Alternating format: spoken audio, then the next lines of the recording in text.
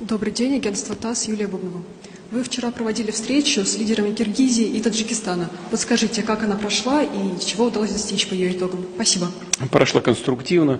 Естественно, когда на достаточно горячей фазе находятся отношения, то найти какие-то точки соприкосновения непросто, но тем не менее, мне кажется, нам удалось это сделать. Во всяком случае, договориться о том, что будут предприняты все меры для невозобновления боевых действий. Первое. Второе, что очень важно, стороны предпримут необходимые шаги для возврата беженцев.